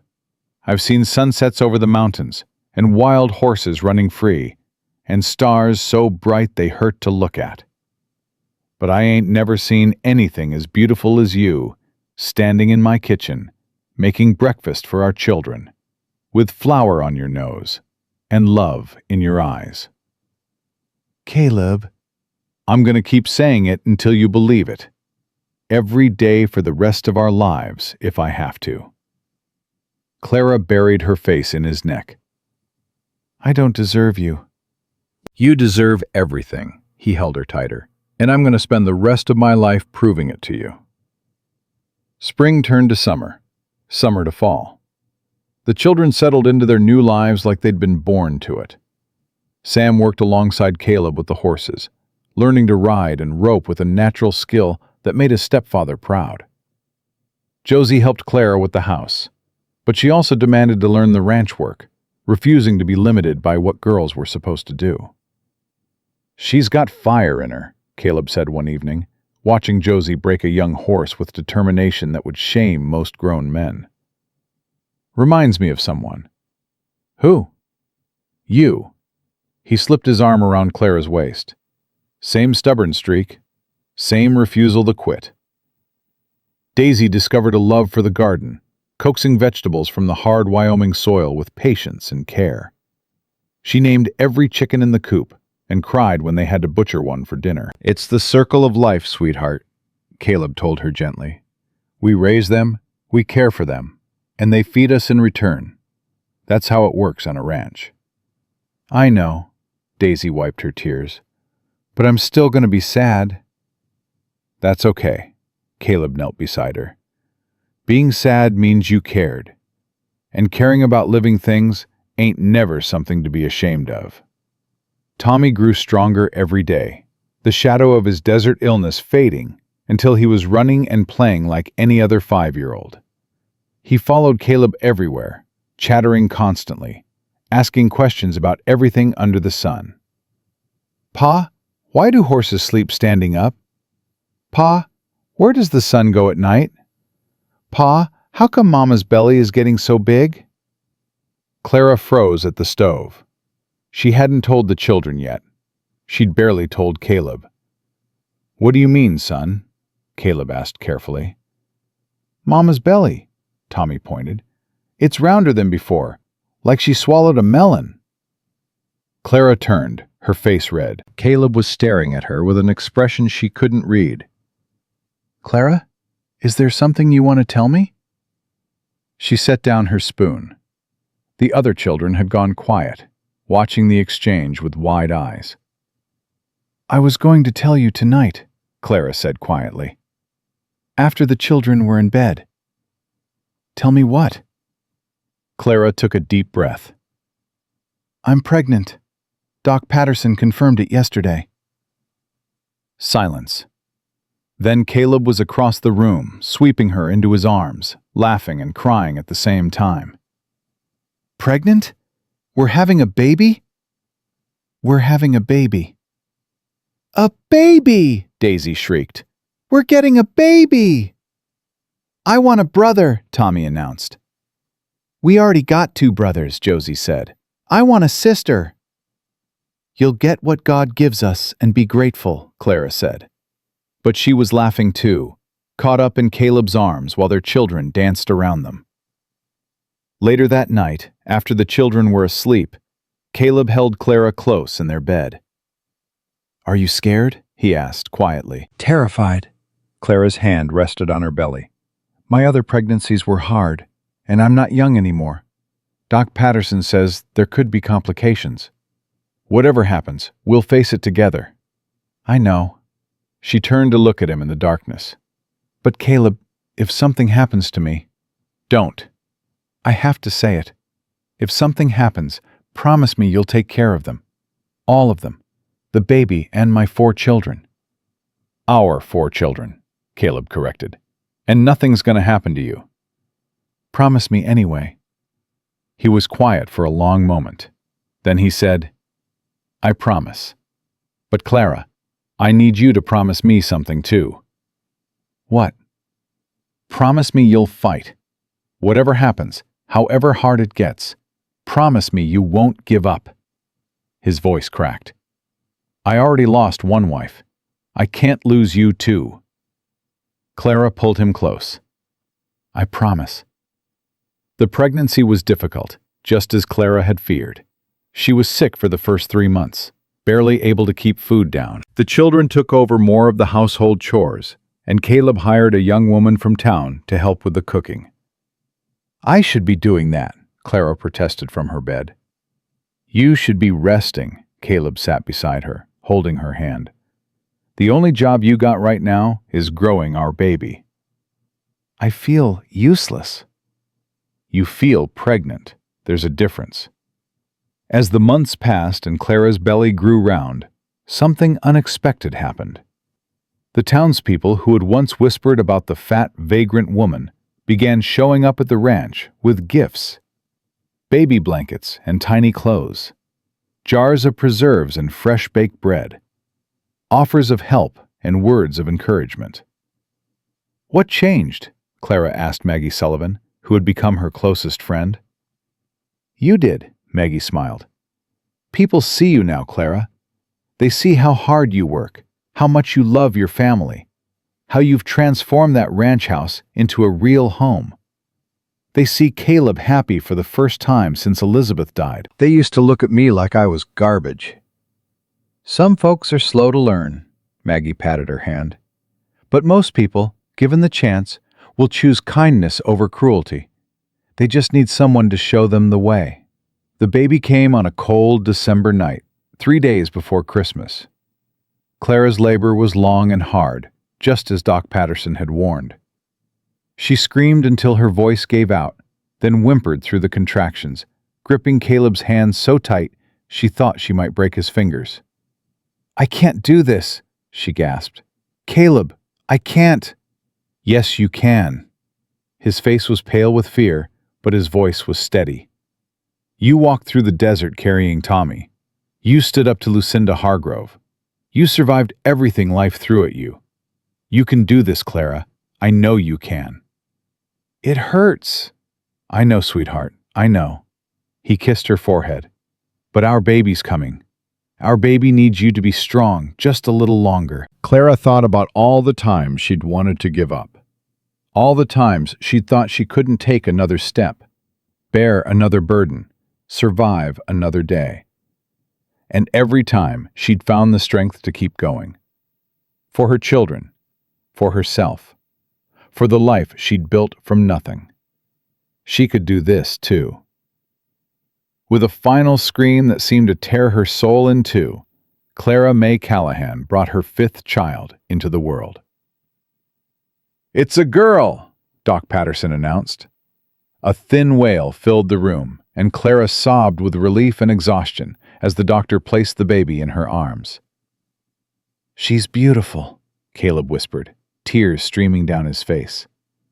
Clara, she's so beautiful. The baby had Clara's gray eyes and Caleb's dark hair. She was tiny and perfect and absolutely, undeniably theirs. What should we name her? Clara asked. Caleb looked at the baby, then at Clara, then at the 4 children who had crowded into the doorway, despite being told to stay in their rooms. Elizabeth, he said quietly. After my first wife, if that's okay with you. Clara understood.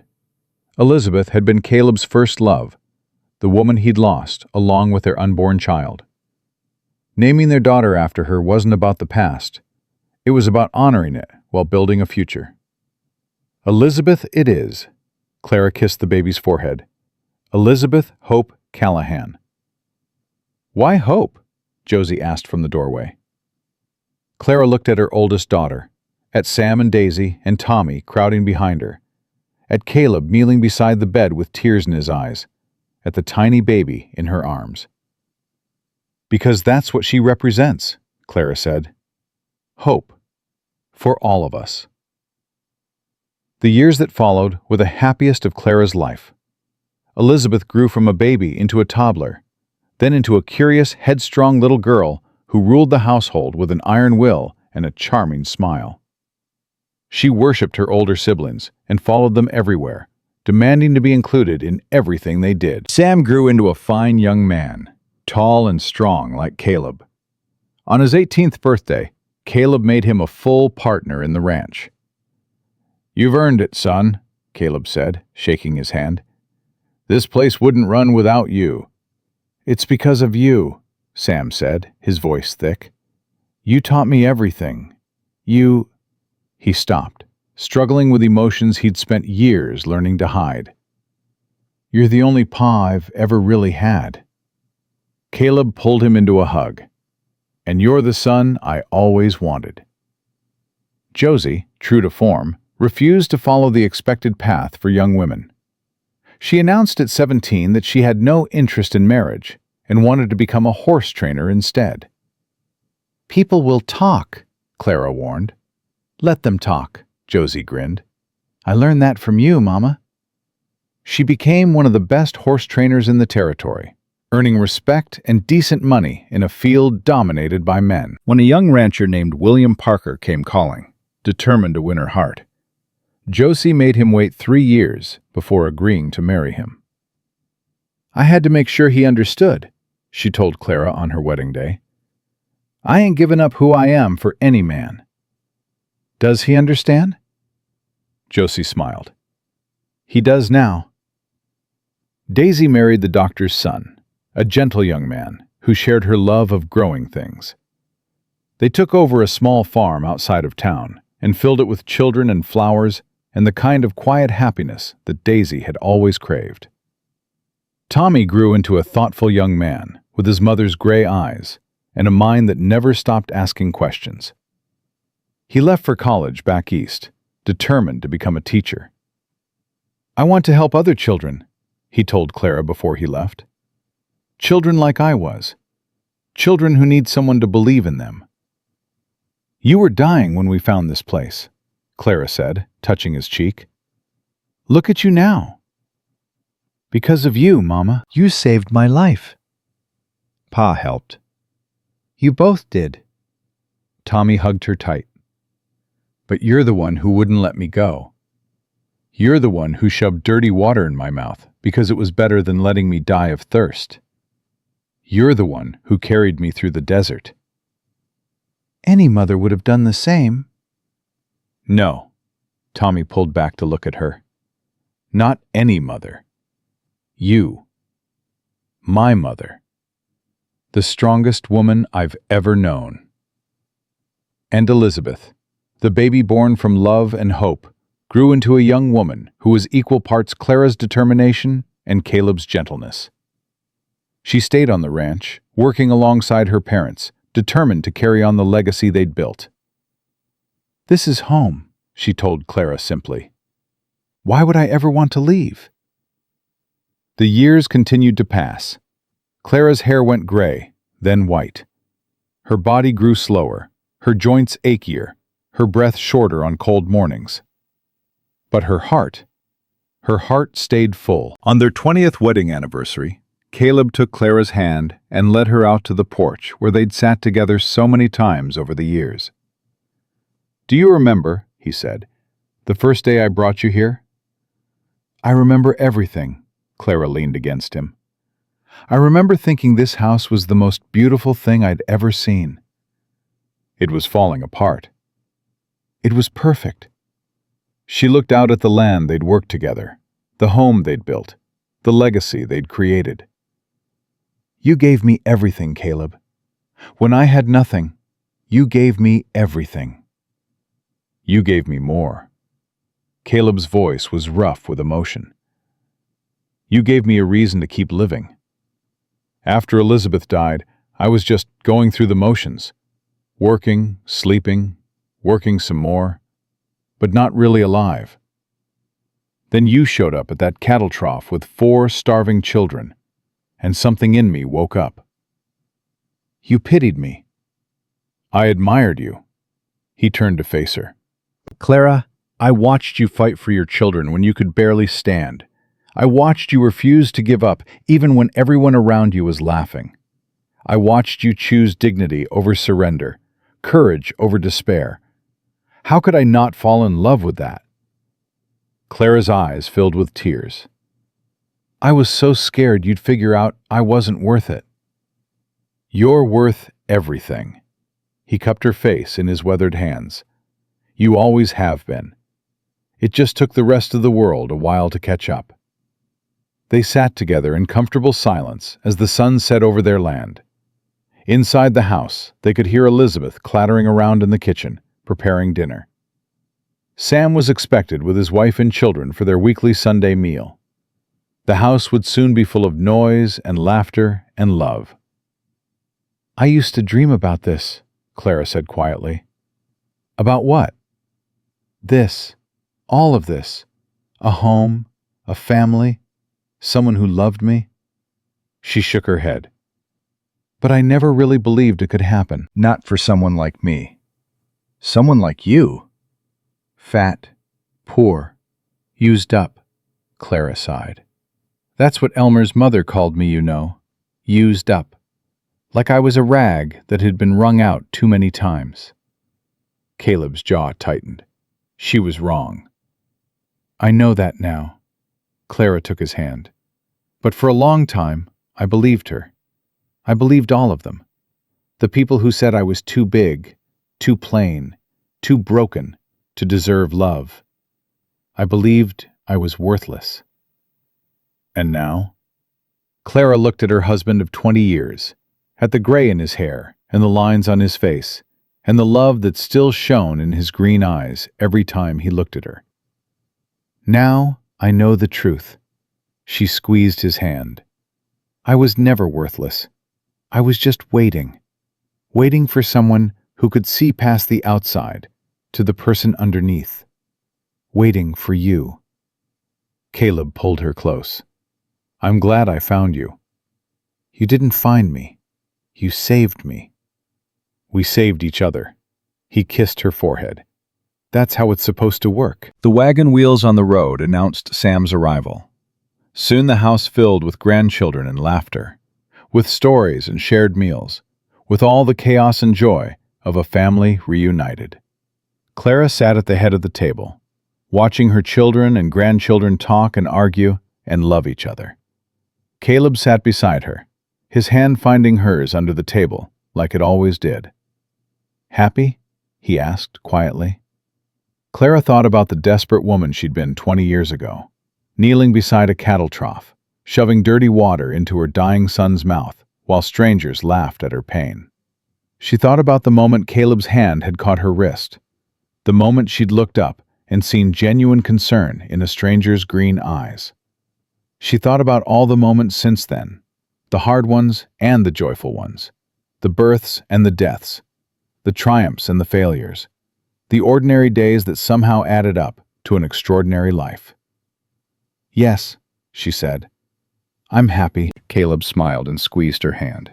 After dinner, after the dishes were washed and the grandchildren were chasing each other around the yard, Clara walked out to the porch alone. The stars were just beginning to appear, brilliant and endless over the Wyoming sky.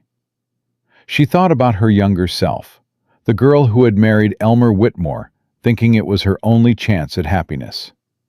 The woman who had endured his fists and his cruelty because she believed she deserved nothing better. The mother who had walked through the desert with 4 children, determined to find something worth living for. Mama? Clara turned. Elizabeth stood in the doorway, her dark hair loose around her shoulders, her gray eyes soft with concern. You okay? I'm perfect, sweetheart. Clara held out her hand. Come sit with me. Elizabeth settled beside her on the porch swing, and Clara wrapped an arm around her youngest daughter. Can I tell you something? Clara said. Anything. When I was carrying you, I was terrified, not just of the birth, but of bringing another child into the world. I'd made so many mistakes with your brothers and sisters. I'd let their father hurt them, let his family throw them out, let them nearly die in the desert. I didn't think I deserved another chance. Mama. But your father told me something that changed the way I thought about it. Clara smiled at the memory. He said that having you wasn't a second chance for me. It was a new beginning, a fresh start for all of us. And was it? Yes. Clara pulled her daughter close. You were hope, Elizabeth. Hope that things could be different. Hope that love could win. Hope that a fat, broken woman could build something beautiful out of nothing but determination and faith. Elizabeth was quiet for a long moment. Then she said, I want to be like you, Mama. Strong and brave and full of hope. You already are, sweetheart. You already are. Caleb appeared in the doorway. There are my 2 favorite girls. Room for one more? Always. Clara shifted to make space, and Caleb settled on her other side, his arm coming around her shoulders. They sat together in the darkness, watching the stars come out one by one. 20 years, Caleb said quietly. 20 years, Clara agreed. Think we'll make it to 30? Clara laughed. God willing. And if not? She leaned her head against his shoulder. Then we'll have had 20 perfect years. That's more than most people get. It ain't enough. Caleb's voice was fierce. I want forever with you, Clara May Callahan. Then forever it is. Elizabeth made a gagging sound. You 2 are disgustingly sweet, you know that? Just wait until you fall in love, Clara told her. Never gonna happen. That's what Josie said. Josie was weak, but Elizabeth was smiling. I'm made of stronger stuff. She went inside, leaving Clara and Caleb alone on the porch. The sounds of family drifted through the windows, laughter and conversation and the happy chaos of a full house.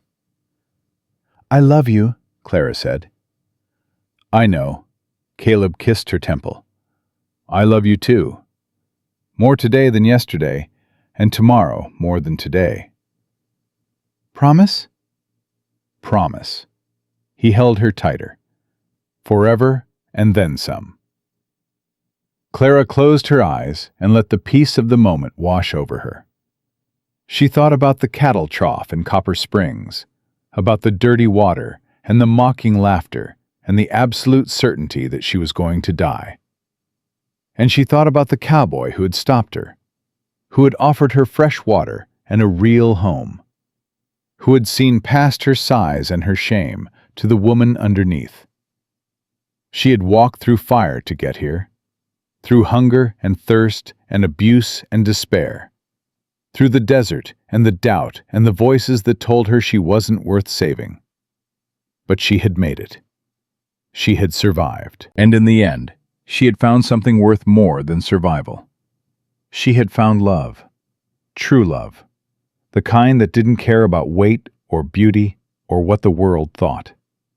She had found family, real family, built on trust and sacrifice and the fierce determination to protect what mattered most.